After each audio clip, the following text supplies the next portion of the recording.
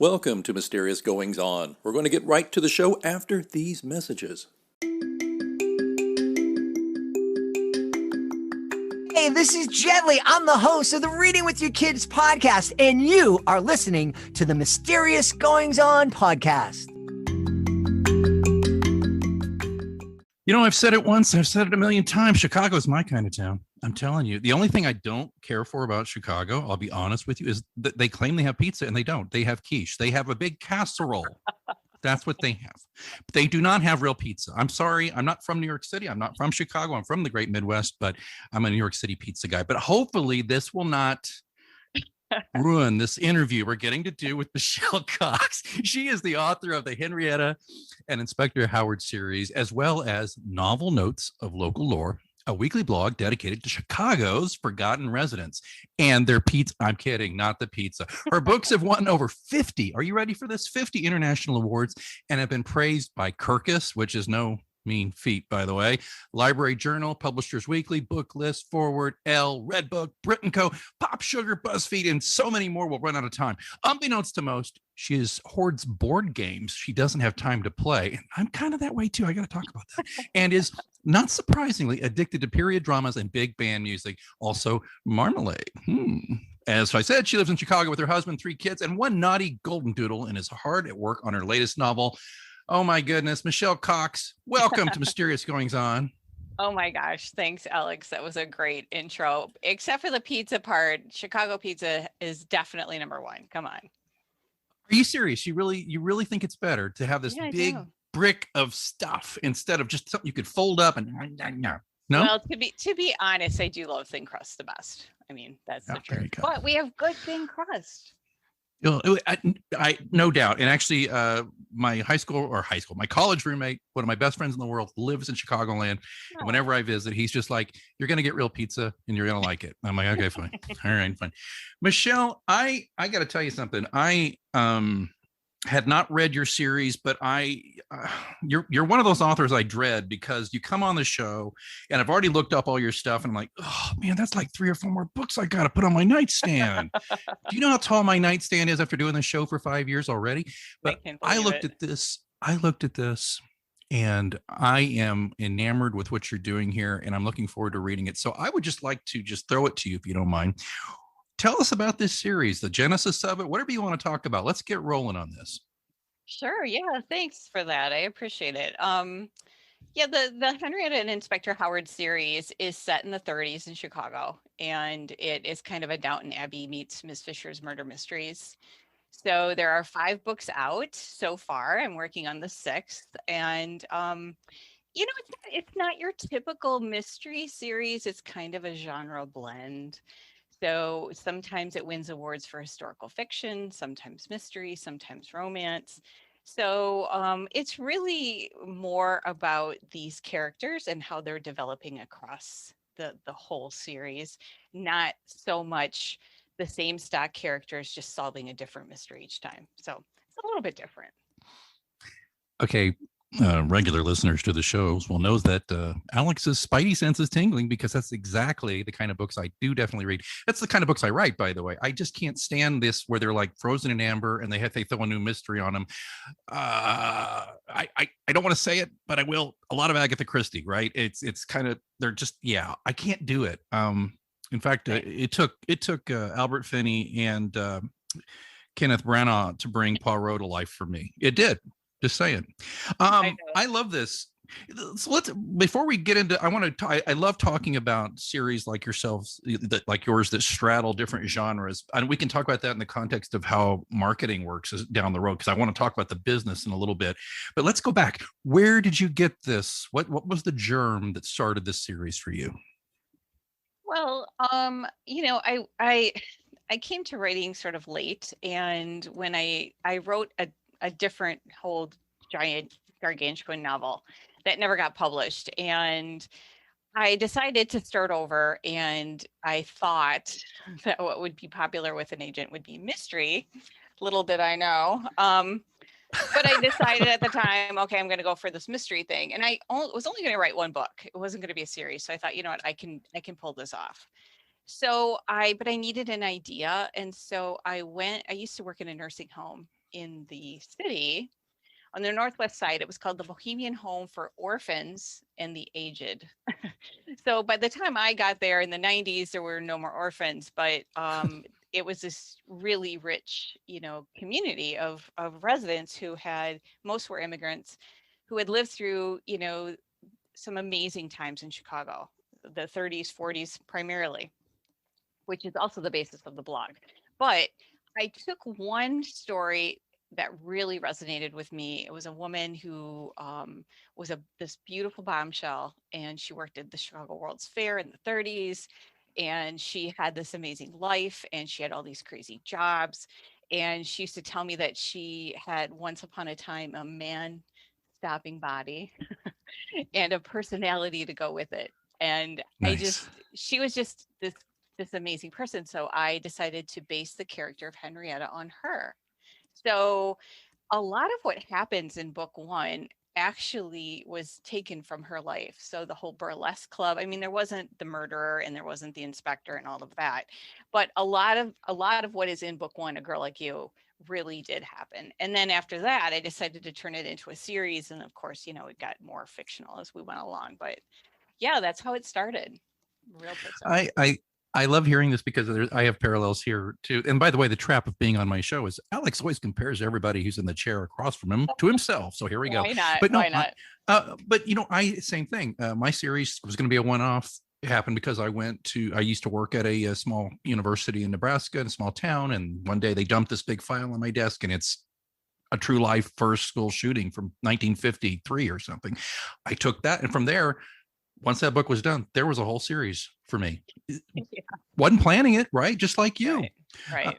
By the way, incidentally, I also worked in a nursing home for a while myself. And I'll tell you. Oh my gosh. Yeah, the look on your face is so great. You're like, he's making that up. No, I did. My office was in I was the PR and marketing director for a large group of them, but my office was in a nursing home.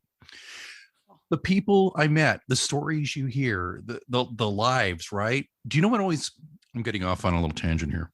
Do you know what always got me is like, if I got invited to a residence room, and there would be usually a lovely framed black and white photo of them when they were youthful. Mm-hmm. And you talk about the woman who had the body that wouldn't quit and all that stuff. And you just look and you think, oh, these people were not always at the end of the road. They were just like me. They had health and vigor and lust and dreams. And I love that. And, I think, yeah. I remember saying this to a friend at the time. I said, I think if I ever go into a facility like that someday, I want to get the best picture I've ever took of myself when I was a younger man and just wear it as a button, just to remind people, hey, this desiccated husk that is Alex now used to be, okay looking. And, but no, I love true. That you did. It is true. And did you just kind of by osmosis of working around this woman just kind of pick things up, or did you become pretty friendly, I guess, or maybe you said that? What you're saying is so true. People used to ask me at the time, like, what a depressing job. How can you stand it? And I'm like, no, it really isn't. It is depressing in a way, but you're surrounded by so much history and so much life. And I tell writing groups, if you're stuck for an idea, go sit in a nursing home for a couple of weeks and you'll have more stories than you could ever use. There's just so much there. And if you take the time to actually sit next to somebody, eventually their story will come out. And that was my job. I started as the admissions director, and that was a terrible disaster. I was like, 23 or something. And I didn't realize that I was supposed to be chasing ambulances and like schmoozing discharge staff and, trying to fill beds. And I just wanted to be with the residents and like sit with them and, find their sweater or help them with a roommate. So the administrator said, this isn't really working. We're going to switch you into social service. And then that was like my dream job, because then, even though I didn't have any social work background, but then it was my job to sit with these people and, hear their story. And I was supposed to write literally a paragraph. I was supposed to sum up their life in a paragraph and stick it in the chart. And fortunately, because we didn't have very much oversight, I mean, I would just, and no one stopped me, I would just sit with them for like a week, and which was great for them and great for me. And I would write their entire life story, and I would stick that in the chart, and the staff loved it. They're like, oh my gosh, we read Mr. Jones's story. It was amazing. I'm like, I know, wasn't it?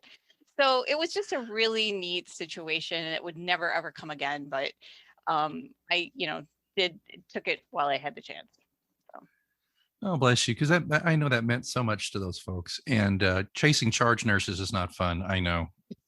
My whole staff had to do that. And even I was like, oh, that's a tough job. But let's move on to the series itself. So we're on how many books here? 5 now? Yeah. 5. And you started, was it 2016? Was that the first one, right around there? Right. Yeah. And let me ask you, so what was the path you took to publication on that first one? Did you get an agent, or try to get an agent, or did you self, or what did you do? Well, it kind of goes back to, the short answer is I'm with She Writes Press, which is a hybrid press. So that's a press that sort of lives between traditional and self-publishing. And the reason I went that route is because when I was trying to sell the big gargantuan novel, that went nowhere, I didn't know anything. I didn't know anything about writing. I didn't know anything about publishing. Nothing. It was, it was kind of a challenge to see if I could just write a book. It wasn't really to get published or be famous or anything like that. But after a year of trying to get it published at the instigation of family and friends, they're like, oh, you should try to publish it. I'm like, well, I don't know. That wasn't really the goal. And then, so I tried to get into this. And then I realized that, I was clearly doing something wrong. So I went to the Writer's Digest conference in New York and tried to learn, what I was doing wrong. And turns out a lot. But what surprised me though about the conference was that there seemed to be a lot of negativity even at that time with traditional publishing about how hard it was to get into, and once you were in, you basically lost control of your creative effort, and it was basically like, here's a check, and it probably a small one at that compared to earlier times, and that was it. So I happened into a webinar, or not a webinar, but a panel where an agent was discussing the new third way of publishing, which was a hybrid press. And I thought it sounded amazing. And I was looking around at people like, you guys hearing this? This is awesome. So I had written this book while I was waiting around for this other book to get published. I wrote the first book, A Girl Like You, and I had intended, like I said earlier, to attract an agent with this. And after going to this conference, I'm like, I don't know if I really want an agent. I don't know if I want to be traditionally published. I really like this idea of the hybrid press. And so when I got back, I did some research and I contacted She Writes Press and submitted A Girl Like, actually, here's the truth. I submitted the gargantuan novel to them and they said no. They're like, it's good writing, but this doesn't fit. So I said, well, how about this other novel? And they liked it and they took it. So that was kind of the start of the whole series. And I think it's ironic that I wrote this book for an agent and never ended up showing it to even one agent. I just took it directly to She Writes Press. So kind of similar. My deal, I was actually, my first book in my series, I'd sent it out to over 100 agents. I got a few requests for partials, one for a full, and I thought, I got this. This is happening. And the one who really wanted the full was giving me a nice note, and she said she was thinking about it. And of course, then it was 2008. The bottom dropped out of the economy. She basically was just like, no, it ain't happening. So I kind of put my book aside, just like you. And I thought, well, I've got it. I didn't go hybrid immediately. I did it myself. And it suffered because I wish I could have had like an organization like your press over me to kind of help me not make as many dumb mistakes as I did, but all worked out. So let me ask, if you don't mind, just even on a general level, what is if for people who don't fully understand? I mean, self-publish is obviously you do it all soup to nuts, or maybe you do it and then you contract out editing and cover and all that. So does the hybrid publisher kind of say, okay, we're working with you, we've got a stable for covers, we've got a stable of people who edit? How does it work? Yeah, that's a good question. So with a hybrid press, the concept is that the author helps fund the project. So you pay a fee, an upfront fee, and the sort of back end of that is that you retain creative control, and you also make a higher percentage of the royalties. So that's a big bonus. I can't speak to all hybrid presses, but with like She Writes Press, what sets them apart is that, number one, they do vet. So they probably take about 7% of their submissions. So it's not a vanity press. You don't need an agent to get picked up by them, but you definitely, they are vetting their submissions. And the second positive thing about them, it's probably even more important, is that they have traditional distribution through Ingram. So we are in libraries and bookstores all over the country, and in some cases the world. So that's very hard to get, as you know, with self-publishing. So you kind of ride that sort of middle ground. You have a lot of input into your cover and all of that kind of stuff. But so it's, in some ways you have the advantage of being traditionally published because you're distributed, but there's a lot that you have to do to contribute to the success of your book. So that's the short answer. And again, not trying to get into your business too much, but what about rights? Do they have the rights, or do you retain the rights, or how does that go? No, great question. No, I retain all of the rights. So they have the right to publish in English worldwide. But if I wanted to take the book and self-publish it next month, I could do that. Or I want to try to sell the foreign rights, I own the rights. And and again, I'm not trying to start a fictional fight between you and your press, but what if you as an author, let's just not you, but an author was with a press like this and they're like, I just don't think this is working for me, even though it's doing fine. Can you just pull out immediately, or is it a contract? Do you want a contract for a certain amount of years with your titles? No, you do have a contract, but no, you can pull out at any time. And I know some authors who have done that, who wanted to continue their series on their own, and they were perfectly able to do that. I think the hybrid thing is a great idea, and it seems to obviously works very well for you. I'm looking at your books; the quality is huge. I got a few specific questions I want to ask you about that in just a moment, but I've spoken to, well, gosh, I used to say dozens, but who knows? We might be over dozens of authors on this show over the years, and I've spoken to plenty of them. Even if they didn't go and say it on the show, but offline, they'd say, yeah, I was traditional and then I went self, and I've made more money than I've ever made, and I'm happier, and I can put out 10 times more product because the publisher takes forever. And then they still expect me to market everything, and they still expect me to, because, most people, this, I'm sure when you speak to writers groups, you're having to explain, look, there's only one Stephen King. There's one Harlan Coben. Okay. There's, you just go down the list, but, I like the idea of retaining control and, getting stuff done and getting it into the hands of people. I mean, I've literally have a few fans of my work who track me down and say, where is this next book coming? And I can actually kind of tell them. Yeah, exactly. Yeah. So, but I've had a few who bounced back from, they were traditional, they got out, and then they went back because some needed that structure, and some felt that the distribution, as you discussed, was just too much of a plum, But let's talk about this. I am looking at on my screen. I am looking at A Child Lost. I just pulled this one up, and I love the cover. It's got this beautiful spiral staircase. It's a lovely cover. But here's what I want to know. and Michelle may or may not tell me, but your Amazon listings are gorgeous. They are so well thought out. You have all these wonderful book review quotes. You have a lovely, Downton Abbey meets Miss Fisher's Murder Mysteries, boom, right at the top. And then you have all this. Then you have a great blurb about what the book's about. And you go down, and you even have some wonderful from the publisher graphics going on. Is that something that your press does for you? Well, it's a good question.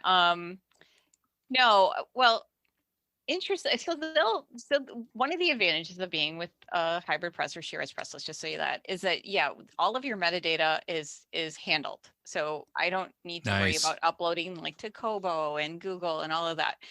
So that's great. And they will handle your Amazon pages. And I had the normal standard Amazon page like anybody else does, but I went to the IBPA conference, which is the Independent Book Publishers Association conference. And you go to these conferences and you try to get something from them, and they had a panel about how to make your Amazon pages really pop.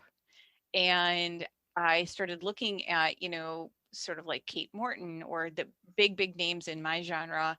And I saw what they were doing, and I knew that Shiraz Press is never going to, pay a designer to do this. So I wrote to my project manager and I said, hey, Lauren, if I provide you with these graphics and I want you to revamp my page, will you do that? And she said, sure. So she, I paid a designer to do all those graphics and, sent them over to her. It takes, because I'm not a self-published author and I don't have control of my page, it's great that I have somebody to do it, but it's hard because then I have to wait weeks for them to negotiate it and to work it all out. And this has been going back and forth for, a couple of months. So I super appreciate that you you saw it. That's awesome.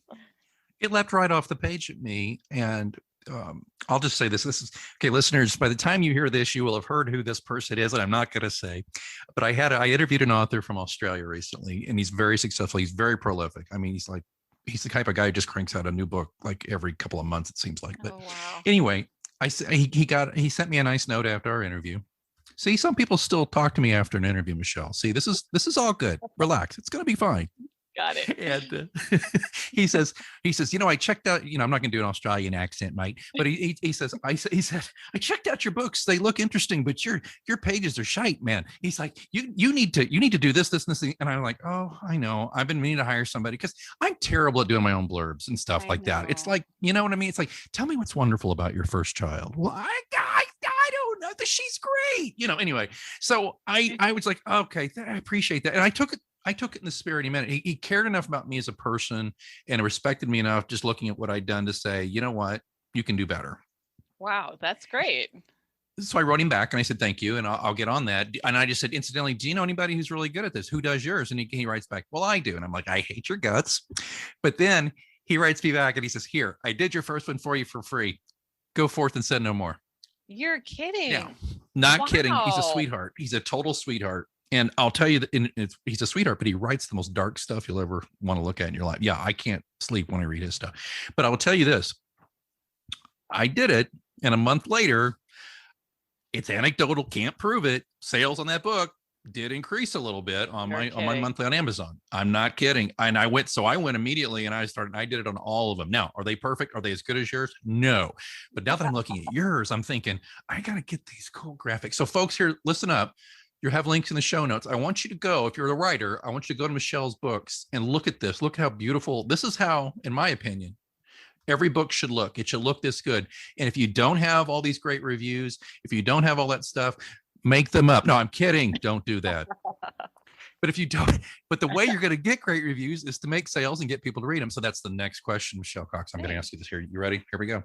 Okay. How do you do it? How do you get all these wonderful reviews? I mean, Kirkus is, I understand how Kirkus works and some of these others, but you are obviously great at getting readers to weigh in on your books.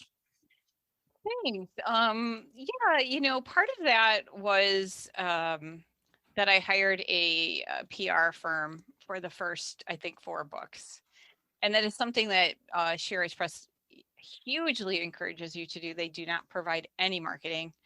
And they don't force you to hire somebody, but their whole thing is a lot about education. So Brooke Warner, who is the publisher, that's kind of her mantra is, this sort of like empowering women and educating them so that when they come through the Sherry's Press process, even if you go on to something else, traditional self, whatever, her goal is for you to have a complete behind the scenes look at, what's going on.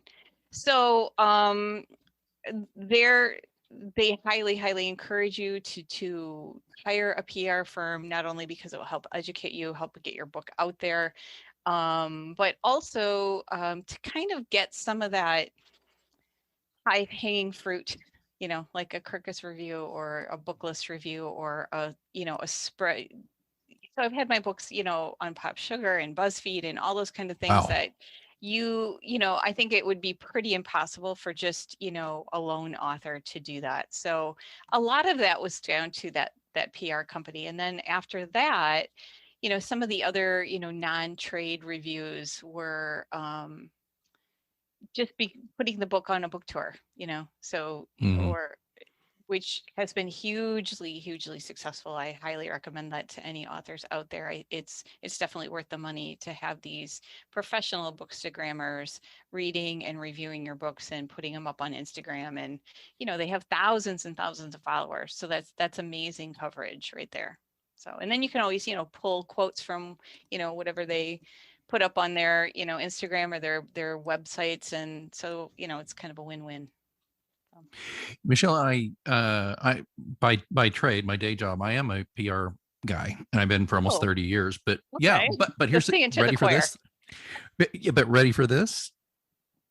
Cobbler's children have no shoes. I'm just not.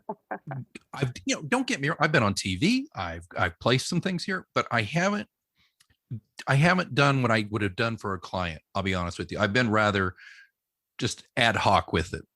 And the more I get reinforcement from great writers who know how to get their stuff in people's hands like you, the more I listen to it, the more I think, I've really missed the boat on my series on trying to do this. So I am looking at the whole thing with my next release to try to kind of do a look back in a book tour, just try to get some interest in the whole series generated again, because I had, and this is strange, and I wonder if you have, I don't know if how your sales go, and again, but mine have been a kind of hit or miss the past 2 years, but it just seems like I did do a couple of things towards the end of last year. It was kind of a semi-book toury kind of thing to do. It got published in a few places around. And then I did some actual Amazon advertising for the first time. And I had the highest royalties I've had in probably a year in December. So wow. There's work to be done, right? Is my point. And if you're just waiting for people to come find you because you write a good story, well, guess what? There are lots of people who write a good story, right? Right. Exactly. Yeah, it's really tough. What would you say? You're an avid blogger. What would you say? Does that have an effect on? Not to be crass, but is that created in part to try to drive people to buy your books, or is that just a complete different labor of love? No. When I hired the PR company at first, I was starting from zero. I mean, I didn't even have a cell phone. I had a cell phone, but I didn't have a smartphone. I had no online presence at all, zero. And I had no wish to be. And they said, well, who are you going to sell books to? I'm like, I don't know, people at church. They're like, oh my God, come on. You've got to think globally. I'm like, okay. They're like, you need a website, you need a newsletter, you need a blog, you need all of these things. And they really helped me to develop those. And I really was resistant on the blog because I thought, the world does not need another blog about, how to write. Like, I'm not going to do that. So I kept trying to think of ideas and I would send it over to my PR person. And she's like, this is a great essay. It's not a blog. Try again. And so finally I thought, you know what? I was trying to think of something in brand, because they're all about branding. So I thought, I have these like 200 stories from the nursing home. Why don't I turn these into a blog? And it's kind of same era, same kind of feel, same kind of look. And they loved it. They're like, yeah, let's do that. So they helped me with the first few, and then I said, you know what, because they only wanted them to be like 400 words, and I'm like, Right. I, I don't care. I'm gonna put the whole story in the way I want to put it in, and if people don't like it, whatever. It's back to charting, like you did with the charting. Yeah, exactly. Right. I couldn't help myself. So what is neat about the blog, though, is that it has its own following.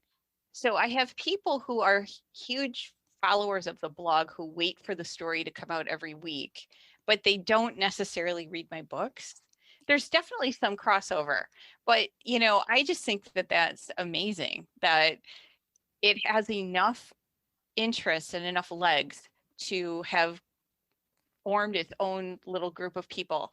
And I tell the story once in a while. I think it's so amazing. So I was downstate Illinois. I live in Chicago suburbs. I was downstate Illinois with my brother, and we happened to go to this, auction, farm auction or something in the middle of nowhere. And my brother's like, "Oh, come on, get a ticket," and I'm like, "Oh, okay." So I go to the booth to get my, give my information, get my ticket, and I wrote my name, and the woman said, "Are you Michelle Cox, the author?" I'm like, "Well, yes, I am." And she said, "I read your blog every week and I love it." Wow. I'm like, "Oh my God." So I don't know if she'd ever heard of my books, but she loved the blog. And I'm like, okay, that's made it, done. That's just the craziest thing. I mean, and I'm looking at the blog right now, and there'll be a link in the show notes, folks. But like we talked about how you've got these people. You got this most recent one, Proud of Working in the Clouds. You got this young, beautiful couple on the edge of their lives, and it's just, I love this stuff, and I so respect that.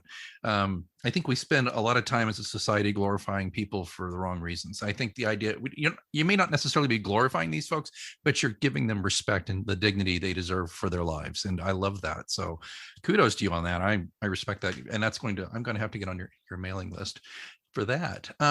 So if there is a few on our closing minutes, sadly, I've already talked your ear off. I apologize. But what do you think are the pros and cons of being? You talked about how you didn't have any social media presence until you got into writing, and now or any online presence to speak of, as you said. What are the pros and cons of being out there besides being recognized at auctions?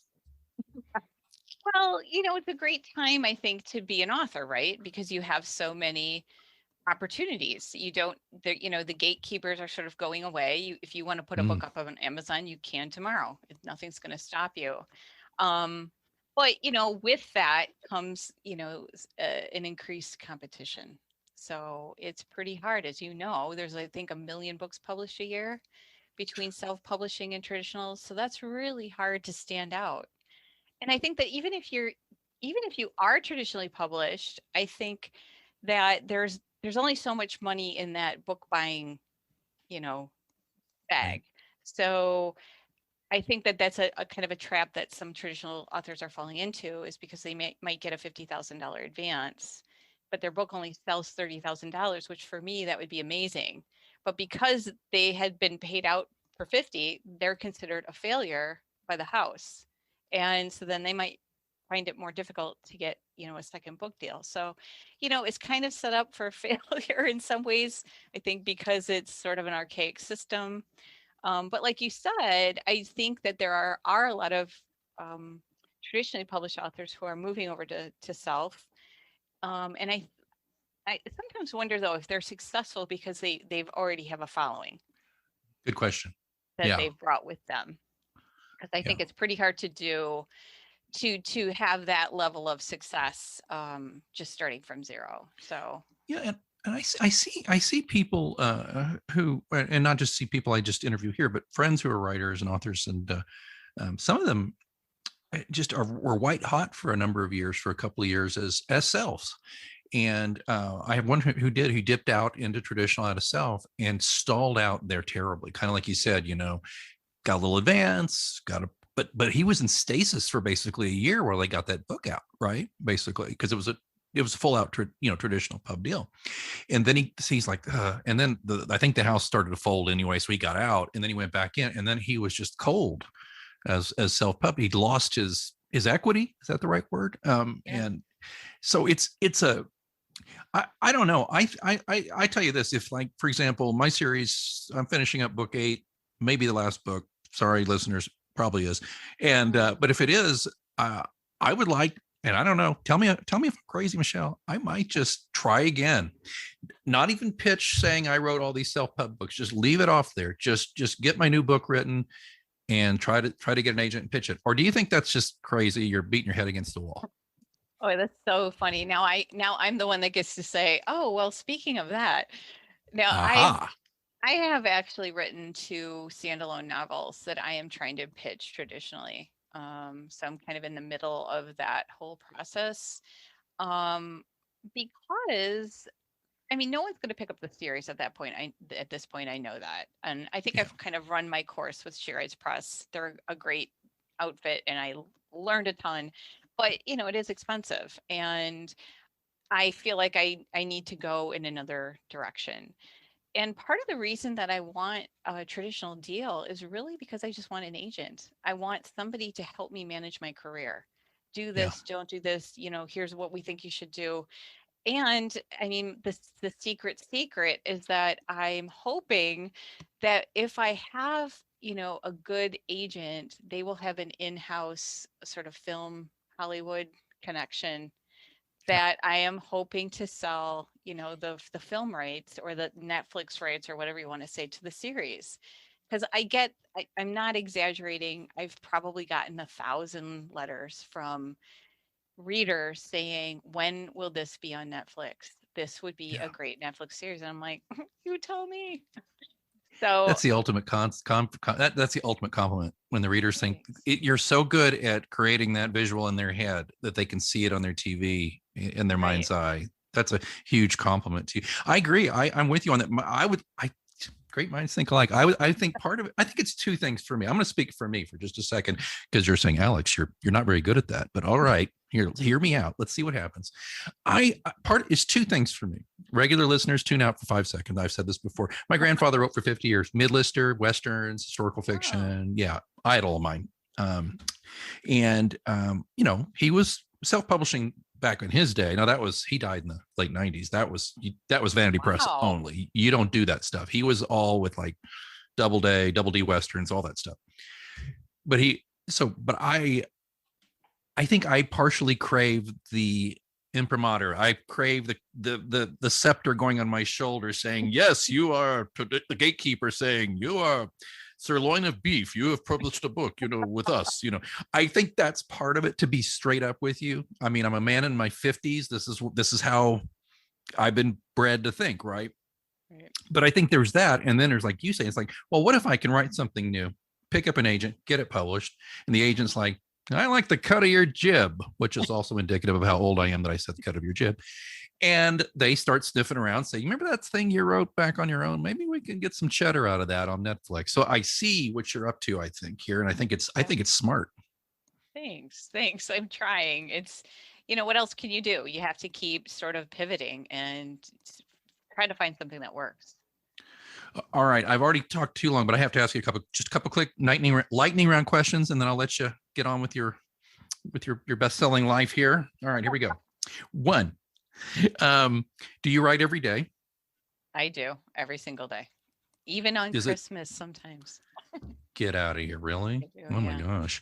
Well, I wish I could say that. That's part of my problem. But 2, okay. And do you write a set number of words or set number of hours? Good question.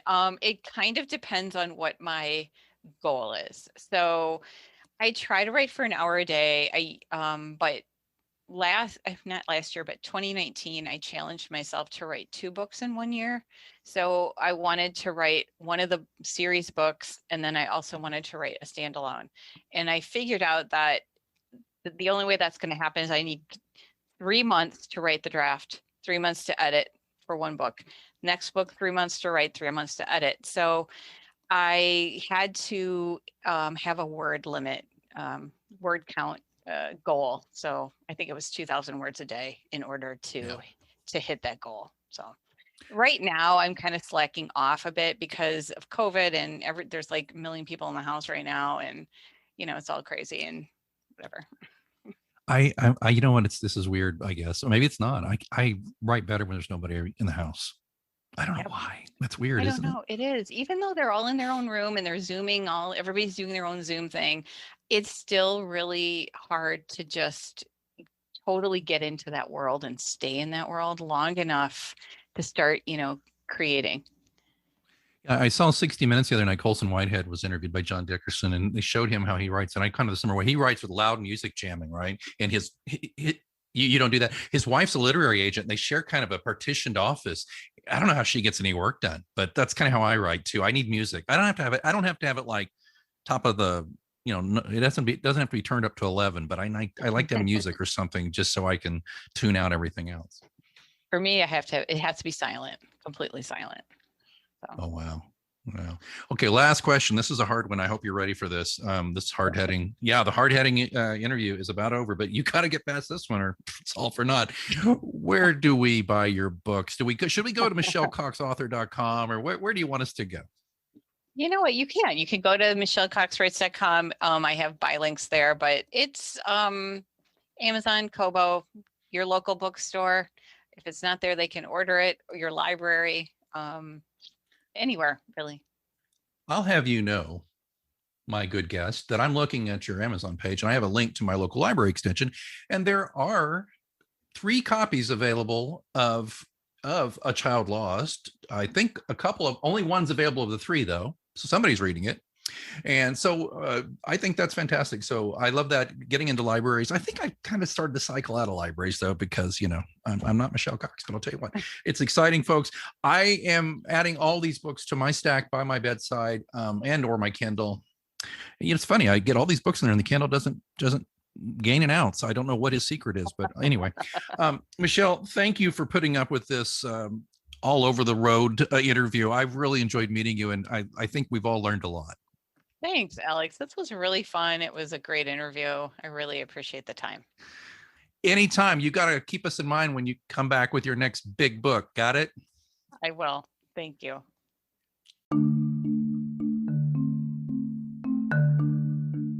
Been there, done that, got the t-shirt, huh? Not quite Mysterious Goings On, listeners. You probably haven't got the brand new Mysterious Goings On official t-shirt. This is a quality cotton t-shirt coming in a premium unisex tee version and a women's slim fit tee version in all the sizes you could possibly need. These are great quality shirts coming in a variety of colors, including dark heather gray, black, charcoal, maroon. And the women's t-shirt, we come in dark heather gray, black, charcoal, indigo, and midnight navy. There you go. Check them out. They are in the show notes. The link is right there. They're being sold on Bonfire. They're typically sold in batches and they'll come at you pretty quickly. All the instructions are on the website. The link is in the show notes here or at mgopod.com. Again, show the world, well, at least show the world on Zoom, or show the world when we can finally really get out and about. Show the world that you have some mysterious goings-ons of your own by wearing our t-shirt, and help support this show. Thank you so much.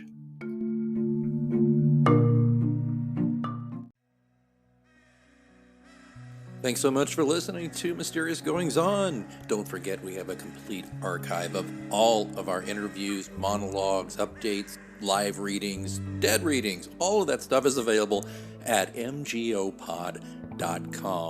And of course, don't forget to subscribe to us so you never miss an episode. We're on Apple Podcasts, Spotify, all the usual suspects. Please join us there.